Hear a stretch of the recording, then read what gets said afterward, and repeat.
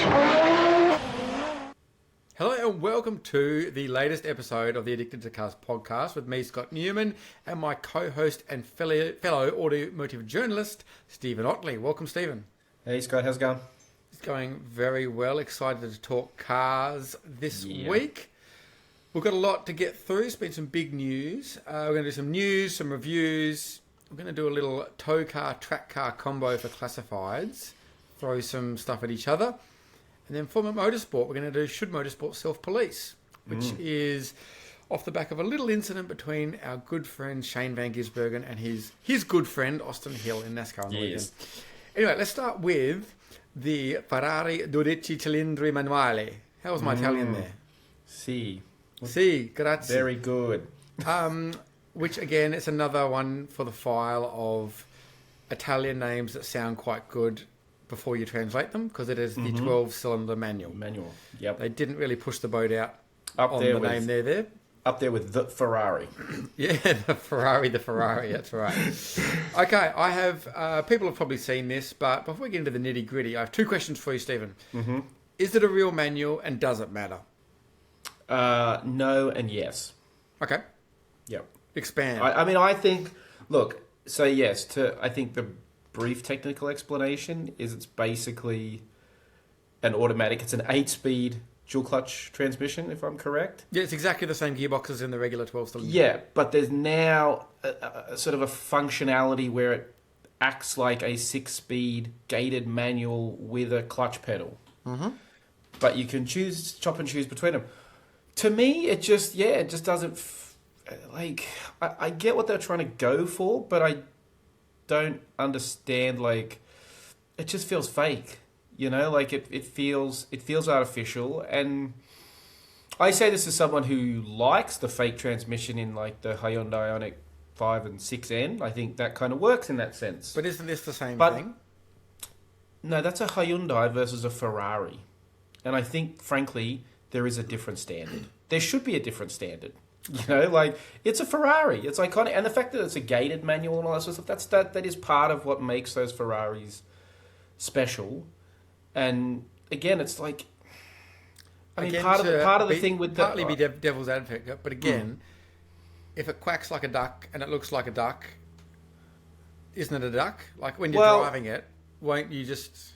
Not if it's a chicken you put a duck bill on and you've taught it how to quack. It doesn't. It's still a chicken. It's this is the thing, right? The Ioniq 6N recently drove that on the road and had it in the manual mode, and you just don't change down. It has that artificial cap on the way up, it has an artificial rev limit, torque limit as well, but you can basically put it into 5th gear and it'll just go all the way back down. You can go to a slow speed hairpin, and then it'll just keep going up, and it doesn't make a difference. And so it is fake, and so it's not amazing. If you said to me, would I rather drive, a Hyundai i30 manual versus this sort of fake thing on a nice twisty road, I would prefer the manual, an actual manual with a mechanical connection. But the Manuale is not like that. If you do that in the Manuale, it'll stall. Sure, and that's better, but I just don't get the idea of it feels like, in some respects, what it is, right? You kind of preaching to this new audience that they're happy to just take the it's like a manual. Okay, cool, all right, but I don't have to drive like a manual all the time. They do it. That'd be boring. That'd be a bit of hard work. I don't really want to have to do that. To me, it's almost cheating. It's if you want a manual, buy a manual. If you want to build a manual Ferrari, build a manual. I'm sure you can. There's probably a little bit of margin in a Ferrari. They can probably afford to. Well, I don't know if you know how much this one costs. Well, I didn't order. When I ordered mine, I didn't even look at the price. No, you didn't. The dealer says we've got a new one. I'm just yeah, just get it. Okay, so I've got a few things on this. It's I'm quite pro the technology, because I think by all reports, obviously no one's driven it yet, but actually I know someone who has driven it, but that's a different story. I think you won't know. I think it, for all intents and purposes, will feel exactly like a 6-speed manual, 12-cylinder. So for me, that's, I'm not that head up about how it gets there, if it gets there. The thing that confuses me a bit is the price, because How much is it? So there's no Australian pricing yet. Yeah. So a 12 cylinder in Europe is 400,000 euros. Okay, this is another 190,000 euros over the top of it. But see that, and again, that's crazy. Why is it an extra? Like, what else does it get? I think you do. I think each car. Each car is tailor-made, yeah? Yeah, I think each car is tailor-made. So presumably, surely, there is some sort of tailor-made cost in that. Like, you will get access to the tailor-made specifications without having to pay for everything else. Because otherwise, like you say, I'm sure it wasn't a cheap exercise going through this development. But, yeah, adding 50%. You're nearly doubling the price. Like, feels a bit rich. Yeah. Like, yeah, Secondly, I can't believe how many they're making. $14.99 is a lot. And actually, that always reminds me. Remember, like 10 odd years ago, when Renault would introduce a quote unquote limited edition Megane. Yes. Like, it'd be the Red Bull edition or the 275 edition or whatever. Limited by demand. It's like, how much is it limited by? Well, we have about 1,500. How many we sell each year? About 1,500. So it's not really limited. Yeah. Well, man, it's interesting because is there a market for this car? Yes, clearly. I assume they're all customers gone. been asking for it, and they probably will sell them all. But as a part of a story I wrote, I went back and the thought came to me. I was like, how long has it been since Ferrari sold 1,500 manuals? And basically, you have to go back about 22, 23 years, depending on you have to combine California, 599, 612, 575, and probably all of 430, if not most of 430. So I'm saying that to say, over 20 years or so, Ferrari found 1,500 customers for a manual car. When you could buy a manual. You could buy a manual or an F1, right? Mm-hmm. You had the choice. They found about 1,500 manual customers in 20 years, and now they've decided they can find 1,500 customers for one model.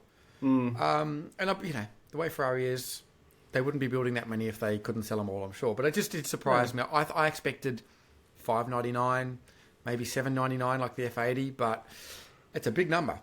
It's a big number, but again, the issue I have, part of the issue I have is, manuals are not a big thing, right? Look, there aren't people necessarily banging out. It's a very specific car, probably more specific to Ferrari than arguably any other brand. But it's like, there's nothing wrong with their auto, their dual clutch auto. Like we've gotten used to, they've trained us over the years to love the flappy paddles, and we've that F1 connection, all that sort of stuff. So that's fine. The Ferraris I have driven, I don't drive a lot of Ferraris, so I feel, maybe I'm of that school of journalists who can say what they think because I'm not worried about my Ferraris getting taken away. But it's like, to me, like they're perfectly fine. Like that. Like again, it was an uproar when Porsche introduced paddle shift on the 911 GT3, right? And there's arguments back and forth. They've added a manual version again, but it's like, their argument was it's faster.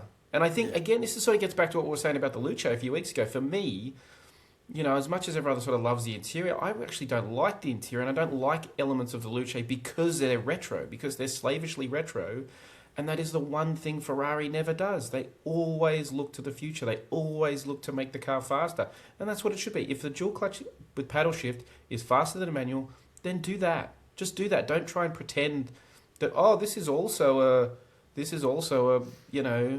manual as well. It's like Yeah, having driven the 12 cylinder, I didn't. It'll be interesting to see when the road tests come out, because I don't know that a manual will necessarily improve it, especially with the amount of horsepower it's got.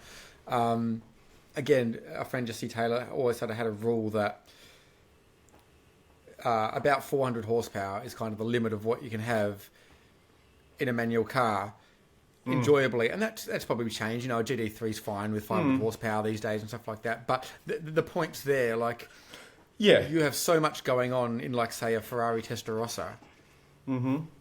You don't need a manual. Like, a manual doesn't improve it. And I'm not really a manual diehard. It's like, Sebastian Loeb any less of a driver because he won most of his titles in a paddle shift rally car. No. No. Yeah, no one says that, Lewis Hamilton's a crap driver because he uses paddle shift. Yeah, that's become the norm, and so...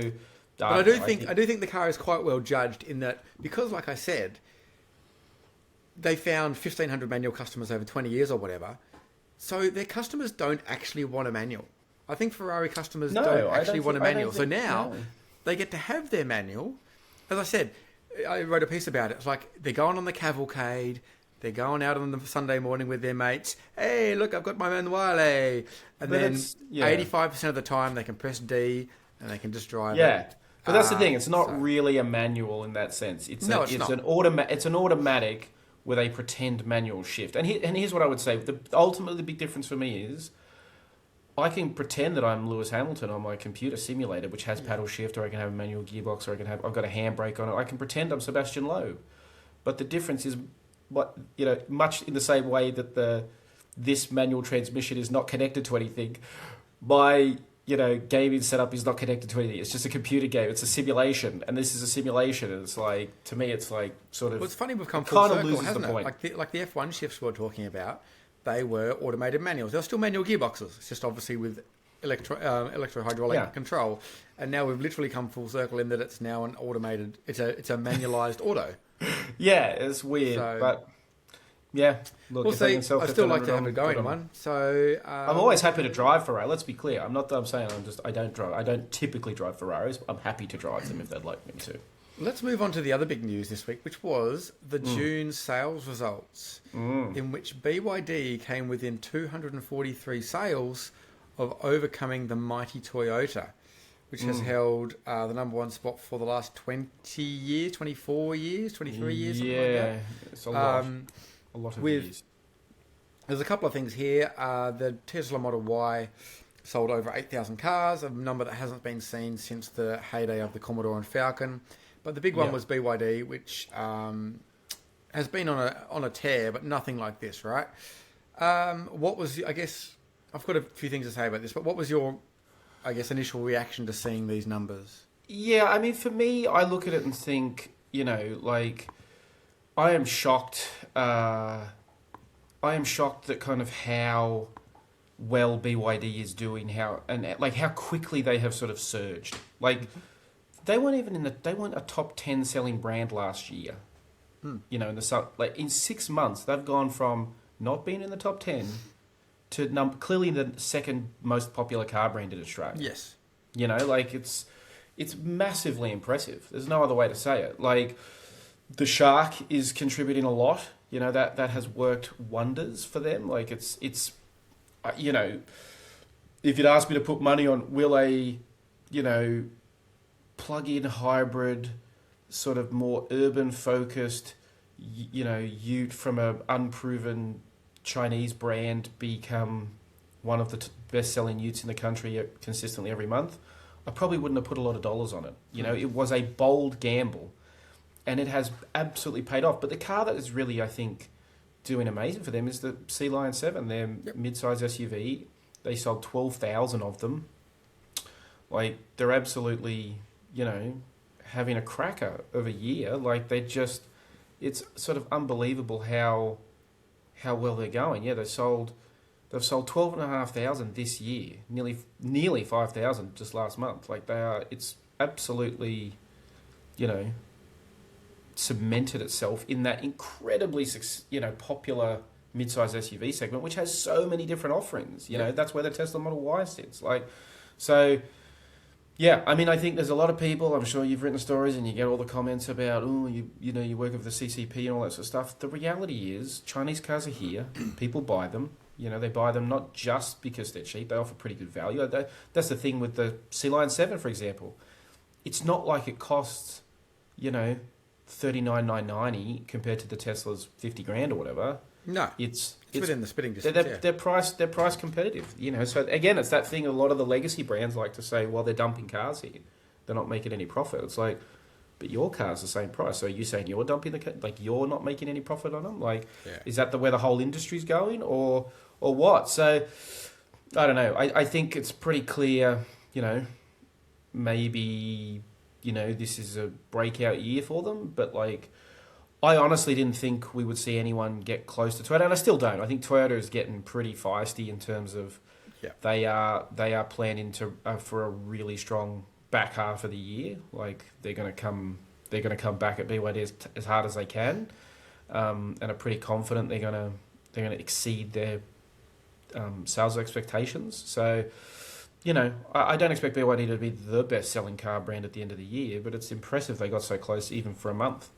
Yes, it is impressive, but I did see a lot of your comments lead me nicely to what annoyed me, if I'm going to go on my old man rant, about a lot of the commentary, especially on LinkedIn, not so much from the commentary from maybe automotive outlets, but a lot of, especially, let's say, face it, EV fans on LinkedIn and social media and Instagram saying, oh, look, Toyota's getting their comeuppance, blah, blah, blah, blah, blah, the downfall of Toyota, BYD's here.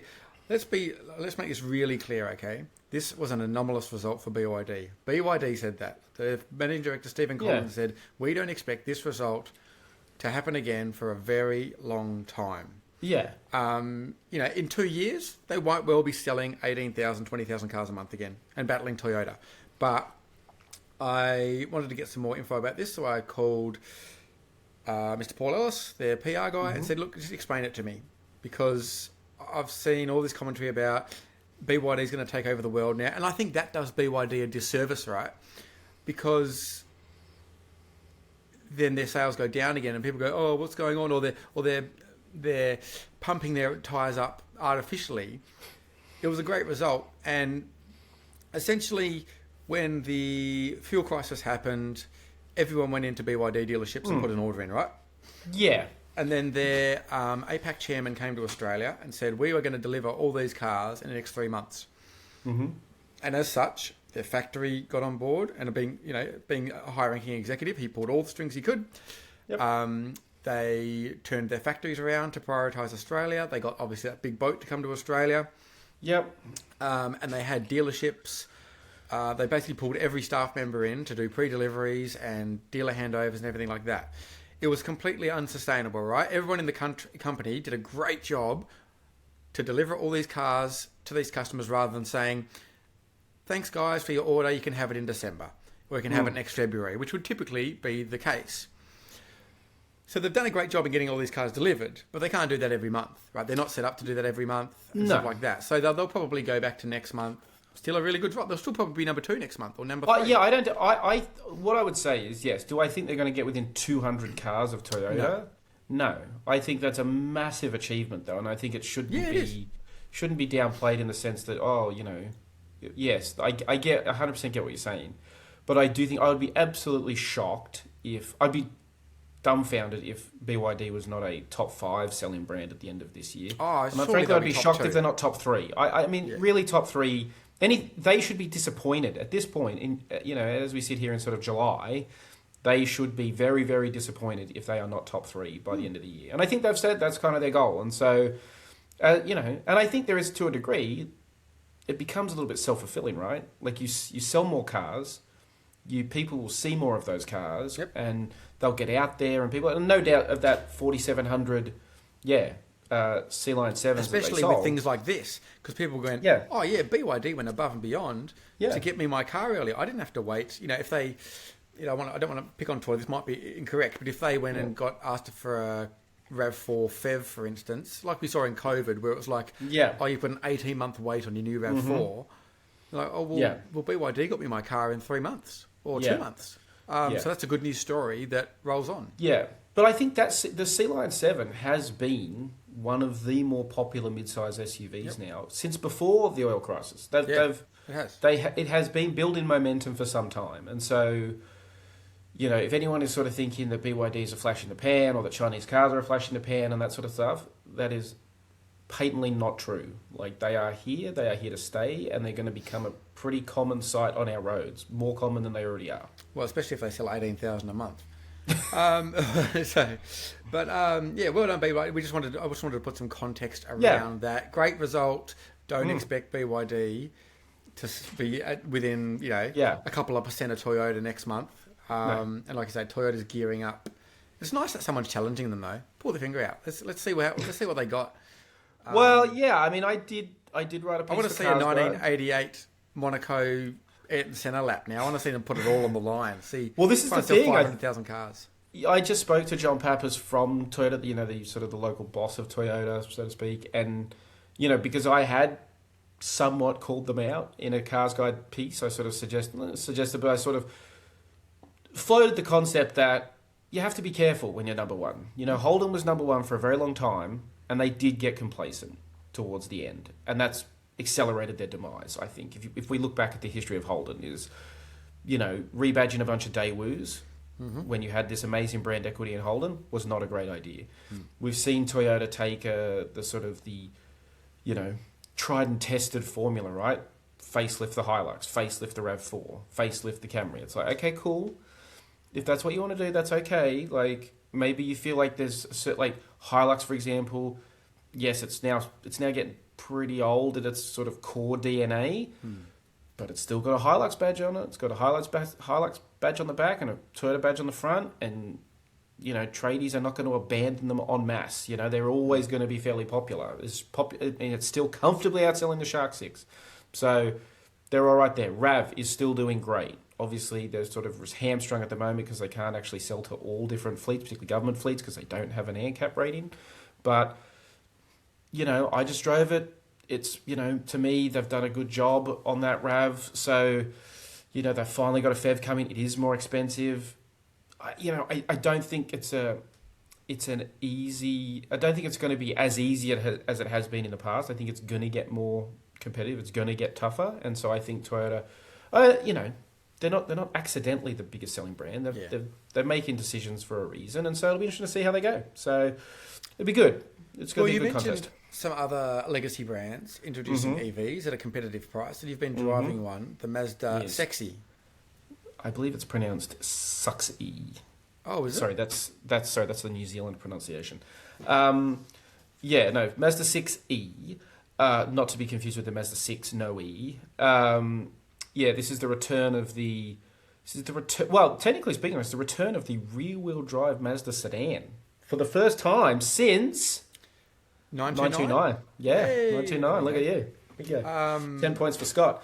It is a good-looking car. I mean, that's one of the things I'd say. So it is, for those unfamiliar with it, it is part of the partnership that Mazda has in China with Changyang Automobiles.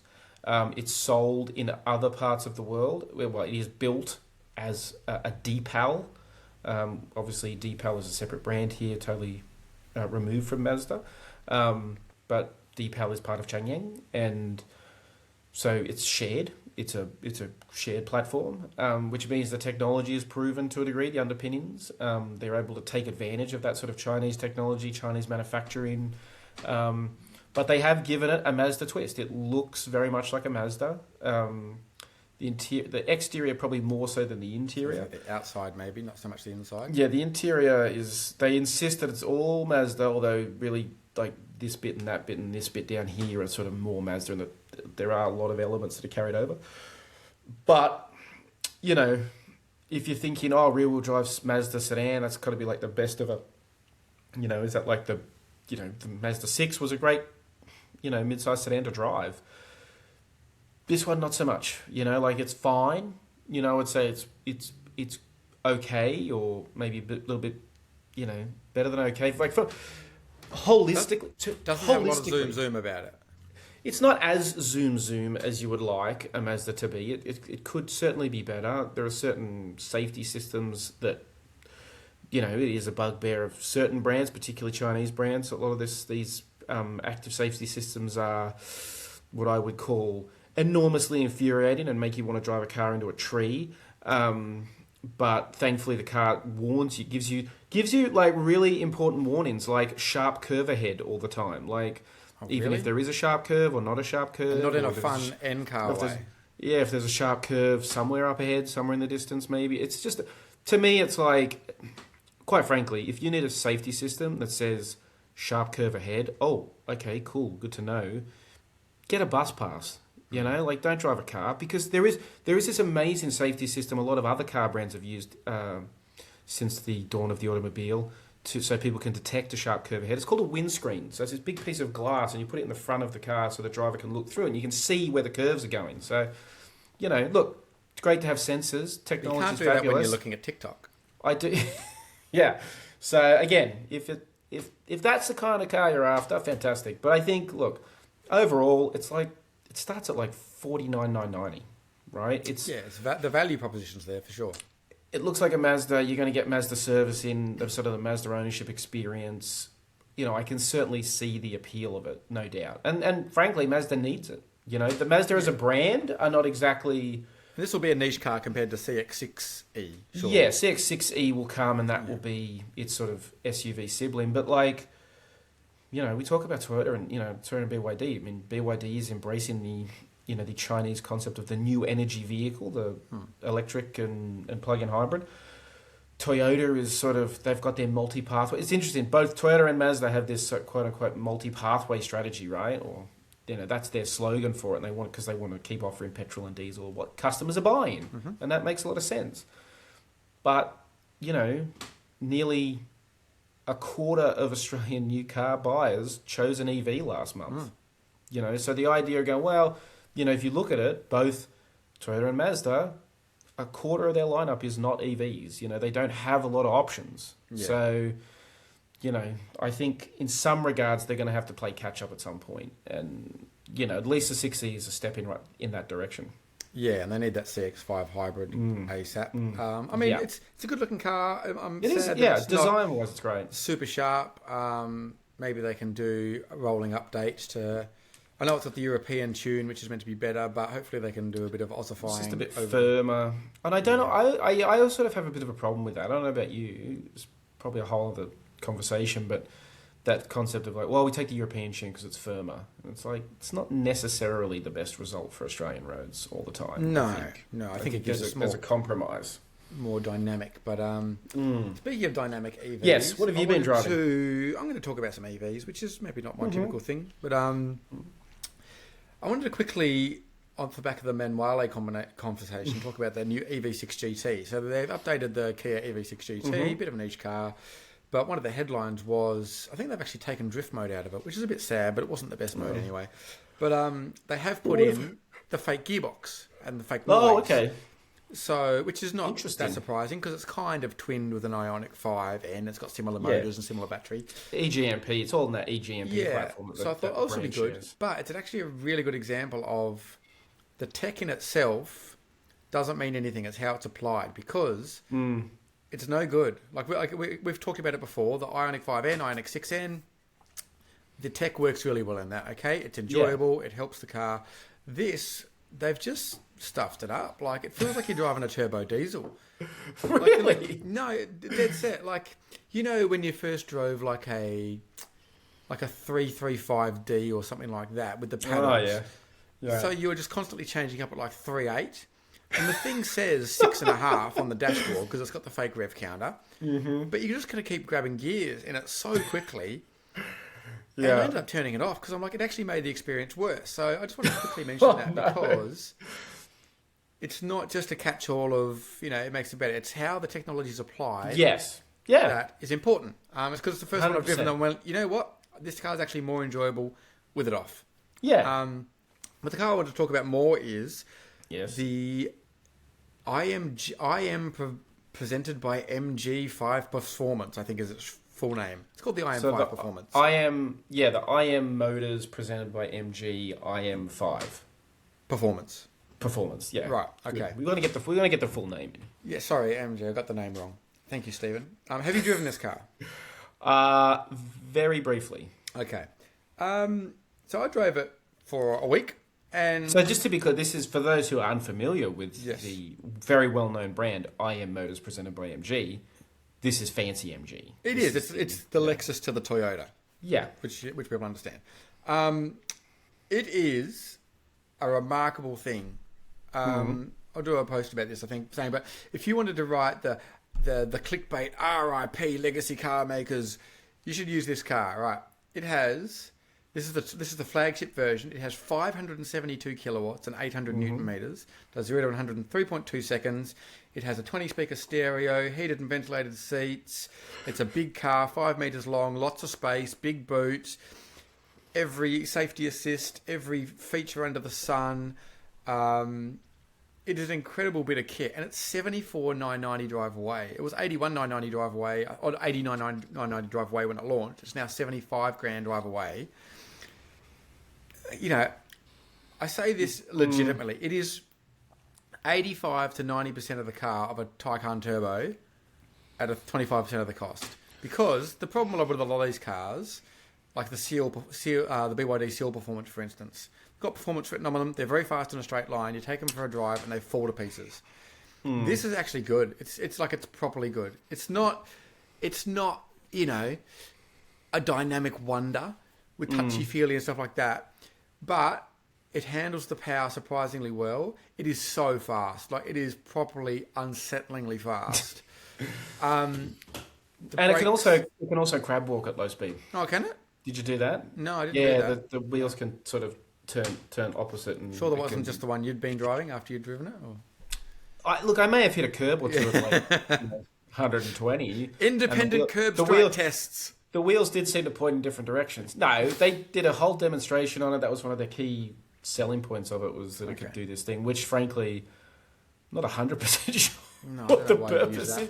Like, it's a little bit like so many of this modern technology. It's there because you can have it. But it's a remarkable car. Like, it's spacious, lots of kit in it, comfortable. Suspension's a bit noisy around town, but the ride's pretty good. Air suspension, rear wheel steering. But it was the main thing of, I drove it, you know, in a performance manner, like the things there. And it was, you know, steering's good, body control's good, traction's good. It was a slippery surface, it was a wet road, and it was it was really impressive. So I wanted to give it a shout out. My biggest problem with it is, and it sounds really weird because it's so subjective, but it just lacked any sort of character. Like, I could have been driving anything. Well, that's the sort of the problem with it, right? So I was going to say, like, you know, we joke about the name of the company and all that sort of stuff, but it's, you know, it's another brand. It's another brand in a sea of brands. Like, we've got, you know, brands on brands on brands, and it's just like, you know, for us as car obsessed, you know, journalists who work in this field, it can be hard to keep up sometimes. You know, I drove past a Forthing dealership the other day. I'm like, oh yeah, they're still coming, Frothing or whatever they are, Four Things. You know, it's just like, why are they, you know, it's like, man, another brand. There's your Instagram post, 4 things about Forthing. Yeah, it's hard, man. It's hard to keep up and hard to say, well, you know, should I buy this car or should I not buy this car? Is this car going to be here in 5 years? I think, frankly, it's been a problem with, I actually think MG in Australia has overall had a bit of a messaging problem. You know, they launched a lot of new cars last year without really telling people about them. You know, they didn't do a lot of, media events like we do, and driving the cars and getting a chance to experience in them. You know, and when there's so many cars, sometimes, and so many brands, sometimes you've got to force people into them, and it's like, you know, when I initially drove it, their sort of launch program for it was, we were driving around, just like the car park. Like, and that's such a shame, because that car it sounds like it's a really good car, and we should have driven it on, you know, an actual road. Like, it was like, it's really impressive. I mean, that's the thing. Like, we've talked before about the difference between best car and favourite car, right? This was a really, really good car, and you got to review it as such. But equally, like, I kind of came away from it cold, and it's not just an EV thing, because I replaced it with, and this is purely subjective. Someone might drive these two cars and feel completely the other way, and that's fine. And the performance is quite something. But I replaced it with just a regular rear-wheel drive Polestar 2, and that's a car that is flawed in some ways, a bit cramped. You know, the platform isn't quite right. But I love driving that thing. It drives so well, and it's got character for an EV. Like, I like the way it looks. I like the way it is inside. I like the way it drives. So it was just an interesting sort of juxtaposition between, here's a car that's objectively amazing, right? The spec list, the performance, the price, and they're roughly the same price.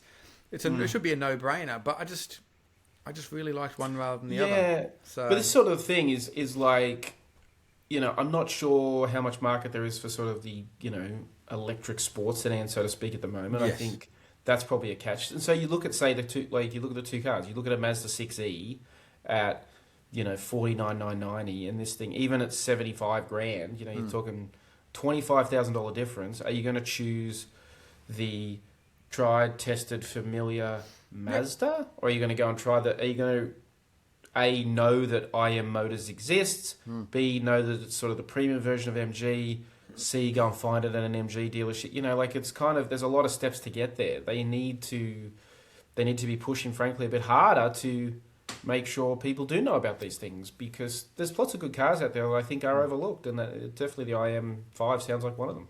Yeah. Try and get. I mean, they do a mid-spec one, which again is the one you'd probably buy because it's cheaper. It's still got 300 kilowatts. It's got 700 kilometers. I think I did drive that for a few days, and but again, this is the thing. I did drive that earlier this year, and I kind of don't remember it that vividly. Yeah. I kind of remember it, but it's sort of just kind of gets lost in the blur of cars. And so, whereas there are cars like Polestar 2 stands out to me because I think it has some unique design. It is enjoyable to drive, and those sorts of things. So I think it's interesting, and again, a broader conversation for another day. But I do think as cars become more,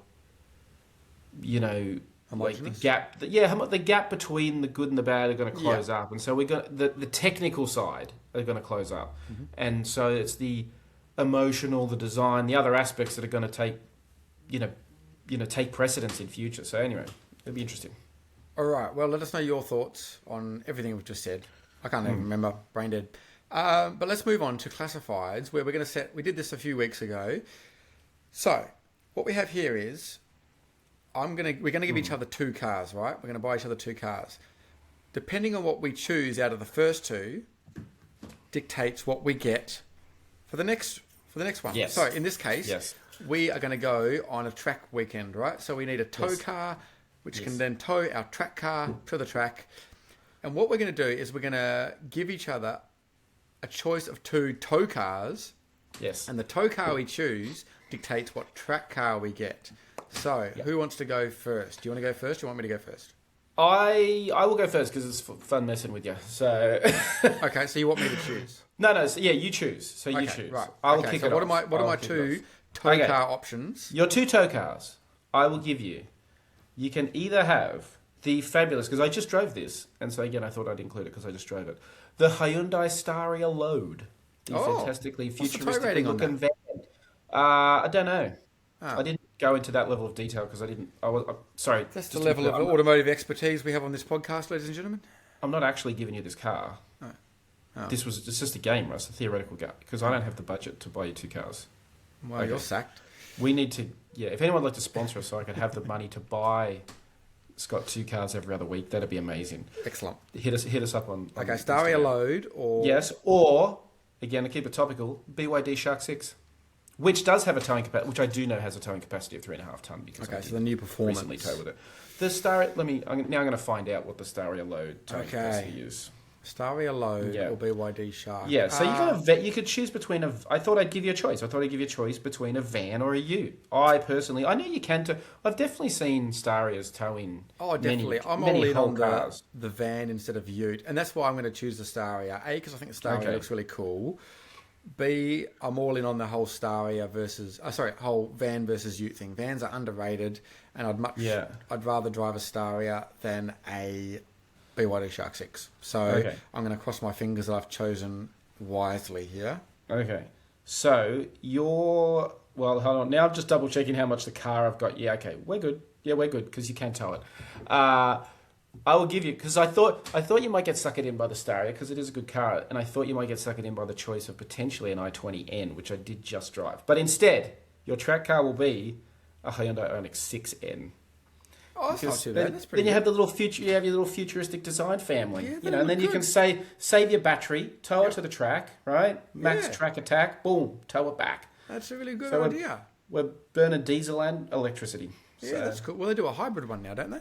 They do a hybrid one. I don't know what the hybrid rating is, but it was good. I actually drove it. It was quite good. Okay. Well, the other question is, what did I miss out on? Well, I thought because the Shark... the other thing is, are you keeping it within the same manufacturer family? I had a few options, and I thought about that. But I thought, well, obviously BYD doesn't have a a suitable track car. No. As no disrespect. A Sea Lion to 7. Atto 1 or whatever. But I thought, well, okay, it can tow 3.5 ton, but if you get the other one, it can throw 2.5 ton still. So what's a nice, you've got a nice urban friendly plug-in hybrid. You need a nice lightweight, simplistic track car. So it was a Mazda MX-5. Oh, okay, that's also good. But yeah, I think I'm happy with that. I think would look cool. I think you would shred more tyres in the Hyundai. Yeah, that's good. All right. So your two choices are, and just to add a further curly one to you, and I'm going to look forward to the look on your face. Okay. I have matched the manufacturer, the tow car, to the track car in terms of manufacturer. Yeah. Okay. So your first choice is a Bentley Bentayga V8S, which people forget have a 3.5 ton tow rating. I'm always towing my horse float with my Bentayga. Yep. Or you can have an Isuzu MU-X X-Terrain. Isuzu? Hey, there we go. There's the look on his face. I was like, you got it there. Is it a Gemini? Is he curious enough to roll the dice with the Isuzu? I really am. Or does he go safe? I think, you know what? Because you're not actually buying me the car, I'm going to go Isuzu. Just out of pure curiosity. I don't want to be a basic and just choose a Bentley. You know, as much as the Bentley is a fine automobile. I don't know how I'd feel towing a car with a Bentley too. I feel like it's very uncivilized for a Bentley. It's like Bentley boys would love it. Anyway, they would. Yeah. So towing your Isuzu MU-X X-Terrain is the car that didn't actually race, but that's okay. You've bought the prototype and you've stitched it together over the years. It is the 1991 Lotus chassis with the Isuzu V12 F1 engine. Oh, F1 car. Yes. Okay. Yeah. All right. So there you go. You've done well. You've got yourself you a go. 730 horsepower screaming V12 F1 track car that you can tow behind your X-Terrain. That is excellent. I'm sure it'll blow up, but no offense to Isuzu, but like early 90s V12 F1 engines did have a slight habit of, blowing up. Sorry, electrical problems. That's because right. The electronics got knocked out by the piston that went through them. So out of curiosity, what was my Bentley? Don't tell me it was a EXP8 like LMP1 car or something. Well, I was going to potentially roll you, and if you were going to go safe, give you a Bentley blower for your track car. Oh, that would be cool. I'm not. I was going to give you a Speed 8, so yeah. Yeah. Speed 8's pretty cool behind a Bentayga, but you've got an F1 car. Isuzu. Yeah, exactly. That would be pretty wicked. I mean, I couldn't drive it. I'd be pretty terrible at driving it, but man, it'd be pretty fun. Plus, that era, again, your favourite F1 cars is always, I think, connected to what age you started watching Formula One. And as someone who started watching in the early 90s, that era to me is just like perfection. What a noise. Small, light, nimble, powerful. Perfect. Yes, chef's kiss. Which is a neat segue onto motorsport this week. And as we mentioned, Shane Van Gisbergen and Austin Hill in NASCAR Cup Series have been having some on-track meetings recently. And it culminated in Mr. Van Gisbergen accidentally running into the back of Austin Hill in the most recent race and putting him into the wall. Yes. To which Mr. Austin Hill retaliated under yellows of then running into Shane Van Gisbergen again. After the race, Shane apologised to Austin Hill's crew and said sorry. And he said you might talk to Austin about it, but he just grunts. I'm loving this evil SVG. It's so good. It's so good. Yeah. It's awesome. Which it leads us to the bigger question of everyone gets sick of too much officialdom in motorsport and too many penalties and this and that and the other. So should motorsport self-police? Should it just be left up to the drivers on track to sort themselves out? Stephen, what say you? Look, I have been watching NASCAR for a long time, longer than most Australians, I think. I love it. I think it is. Look, obviously it does lead to these kind of things. It leads to these spectacular moments where it all boils up and you smash into someone and, everyone, we love the back and forth and the banter and all that sort of stuff. But I also think, generally speaking, it does lead to better racing, right? Because there's this argument of look, you can push and shove and you can be a bit more aggressive and that becomes your reputation and people adjust accordingly. They'll drive you differently, right? There's, Ross Chastain, famously or infamously, kept running into people, particularly Denny Hamlin, and he would. It drove me nuts because he'd always get out of his car and go, "Oh, I'm such an idiot. Oh, I'm so silly. I can't believe I did that. Oh, I did it again. I'm an idiot. Oh, I'm so dumb." And then you do it again the next week, and you're like, "You're not dumb, mate. You're doing it on purpose, right? Just say it." But then eventually, that's the he's problem. going to get run into. Can they? If they say it, they're going to get fined. Well, yeah, they did have some. Eventually, even NASCAR has, I think, reached its limit. Even NASCAR has got to the point where, in recent years, they have penalised. We saw last year, Austin Dillon basically just ran people over. Last year before, he just straight up just took people out. Two cars out in the space of half a lap, just so he could make the playoffs. Mm-hmm. And it's like, should you really be in the playoffs if the only way to get in is to just straight up crash into people? Probably not, and so that caused the dilemma for NASCAR. And so, I think we see, the problem we have in a lot of other sports is this whole thing of like, well, he was up to the A-pillar, or, in Formula One, it's like, oh, he was up to the mirrors alongside or a certain percentage of the car, and it all becomes very technical. And the problem is it then gets so technical, the really savvy guys like Max Verstappen and stuff can then go, "Oh, he wasn't up to such and such, so I have every right to drive this guy off the track, and then I can't get penalised because I can just get away with it." You go, "Okay, that's fine," but then the next guy tries to do it, and he isn't, up far enough, and so it becomes a bit, it's a bit half-hearted, and it doesn't really work, and it ends up with sort of crappy racing. Whereas I think what NASCAR has done, generally speaking, the time I've been watching it, the last sort of 20 plus years, you see guys, they know who they can race hard, they know who races fair. They try to race. If you race fair, you get raced fair. If you race dirty, you get raced dirty. It's just part of it. It's part of the show, and you don't get. They were at Chicagoland last weekend for this race where Van Gisbergen dumped Hill, and I remember a few years ago watching the highlights of they were showing some replay. I don't know if it was the last time they were in Chicagoland. I think it was. The late great Kyle Busch and Kyle Larson were racing flat out, side by side, rub and paint. And then, Kyle kind of just, he gets hit in the sides, or he hits Larson up the back and sends him, into a drift and wins the race. And it's like, in another category, it'd be like, well, maybe we'll do a post-race investigation, or maybe we'll penalise him for hitting him and blah, blah, blah. And it's like, you don't get the result for another 6 hours, and who cares? You know what I mean? That race gets forgotten, as opposed to now where you remember this incredibly memorable finish where they're racing, they're banging doors, and it just makes it more fun. I think we just need to see a bit more. You never want to see deliberate accidents and deliberate taking out, but I think, roughing each other up is fine. I guess that's the hard part of the self-policing, is that you risk getting into that tit for tat, whereas 100%. If you get someone that is a bit rogue, like an Austin Hill, is he going to go and then bin SVG next time again in retaliation? Yeah. Even though now it's kind of done, SVG's done it in retaliation for the other incidents, and they should be kind of square.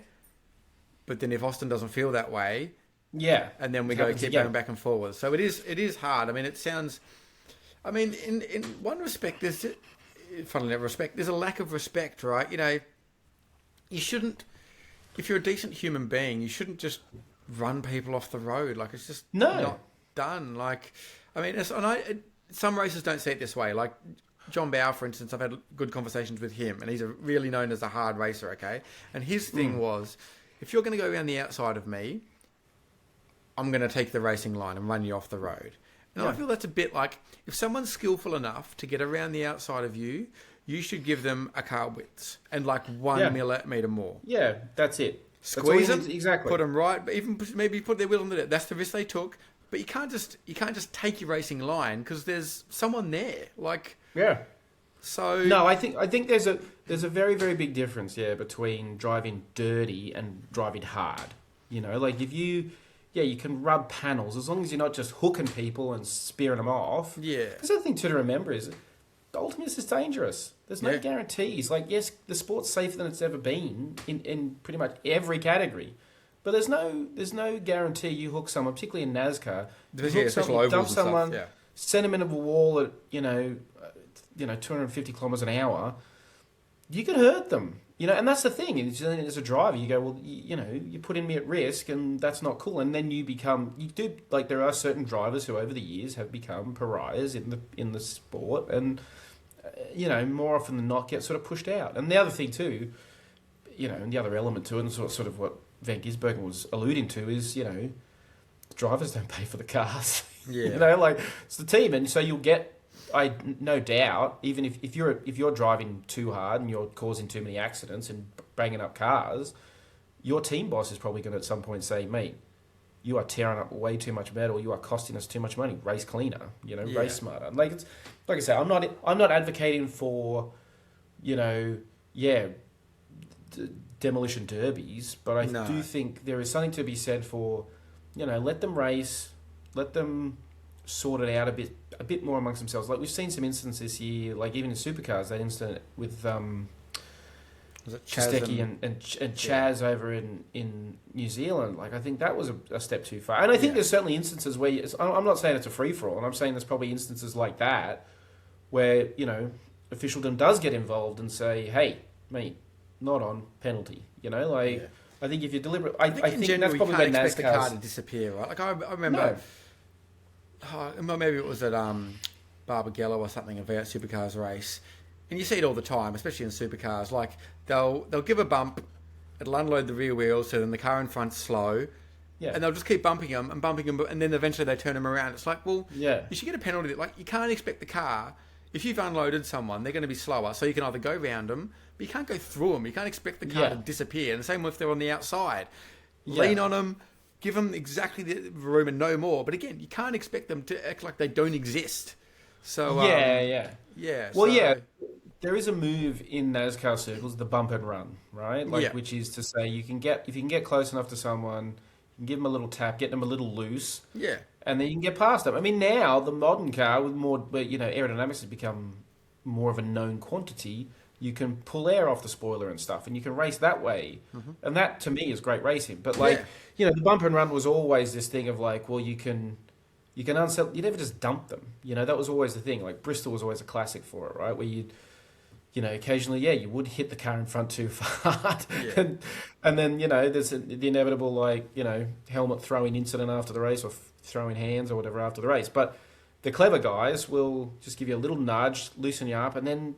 dive underneath you, and you can race to it. And if you're smart enough, you do it too late for the other guy to retaliate. But maybe they should just put the radiators in NASCARs, like right behind the front bumper. So little lean, little nudge, no problem. Yeah. But you're just hurting yourself. If you go for the actual big bump, you blow the radiator and you've hurt yourself. So. But look, I think at the end of the day, there's a happy medium between NASCAR's kind of like free for all, where they very, very rarely get involved from an official point of view, to the far more regulated, penalties, investigations, post race results changes, all that sort of stuff that we have in a lot of other categories. So I think, I certainly think there is a happy medium somewhere. Yeah. Well, let us know what you think in the comments or in the messages. Feel free to get in touch on the social medias, however you feel like it. At Steve Drives Cars for him, and for me, it's at Addicted to Sliding. Thank you very much for listening. Like, subscribe, follow, all that sort of bizzo. We appreciate you listening. We'll see you next week for more Addicted to Cars chat. See ya.